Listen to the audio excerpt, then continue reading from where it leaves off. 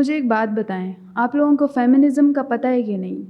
وہ والا فیمنزم نہیں جس میں ہم کہتے ہیں کہ میرا جسم میری مرضی، وہ والا فیمنزم جس میں آپ عورتوں کے خلاف کیے گئے کرائمز پہ آواز اٹھاتے ہیں، جس طرح ریپ ہو گیا، فزیکل ابیوز ہے، ایموشنل ابیوز ہے، میرٹل ریپ ہے، اس طرح کی بہت ساری چیزیں۔ اس میں سے ایک بہت ہی ایک ہائی لائٹڈ ایشو پر اس ویڈیو میں بات کروں گی، اور وہ ہے جہیز۔ یہ چیزیں جو ہیں ساری آپس میں انٹر کنیکٹڈ ہیں، ایک چین ہے۔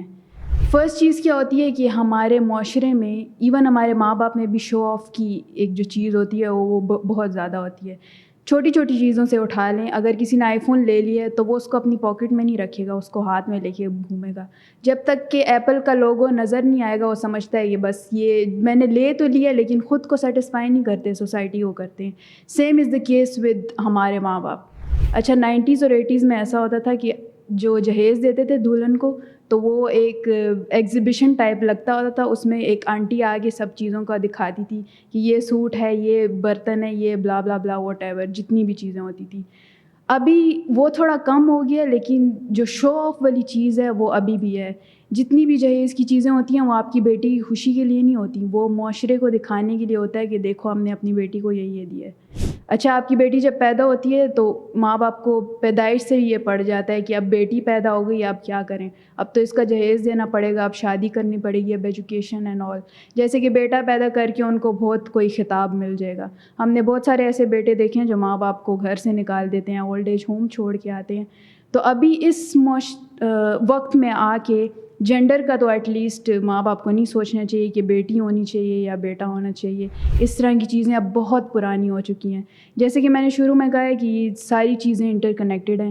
پھر اس سے آ جاتا ہے نیچے آئیں تو ابھی بیٹی کی شادی ہو گئی تو آگے جا کے اب سسرال والے بھی یوز کریں گے کہ اب تمہارے جہیز میں یہ نہیں تھا، وہ نہیں تھا۔ اس میں کتنی لڑکیوں کی جانیں بھی چلی جاتی ہیں۔ اچھا یہ میں ایک سائڈ کی بات نہیں کروں گی، لڑکے والوں پہ بھی اس کا ہوتا ہے کہ لڑکا یہ دے گا تو شادی کریں گے۔ بہت ایک دوسرے کو جس طرح وہ نہیں ہوتے کیا اس کو ٹرافیز کی طرح ڈیل کرتے ہیں، یا ڈیلز کی طرح، بزنس ڈیلز کی طرح شادیوں کو لیتے ہیں کہ 100 بندے آئیں گے تو وہ ان کو سیٹسفائی نہیں ہوگی۔ جب تک 500 بندہ آ کے کھانا نہیں کھائے گا اور اس کے بارے میں برائی نہیں کرے گا، ماں باپ سمجھتے ہیں کہ نہیں ابھی تو شادی کا مزہ نہیں آیا۔ لیکن یہ زیادہ امپورٹنٹ ایشوز ہیں سوسائٹی کے جس پہ بات کرنی چاہیے، کیونکہ آپ کے دین میں بھی ایک تو شو آف نہیں ہے، شو آف مت، ایون اس کو اگر الٹا کر دوں اس کو تو شو آف کرنے کو منع کیا گیا ہے۔ دوسری دین میں جہیز کا کوئی نام و نشان نہیں ہے۔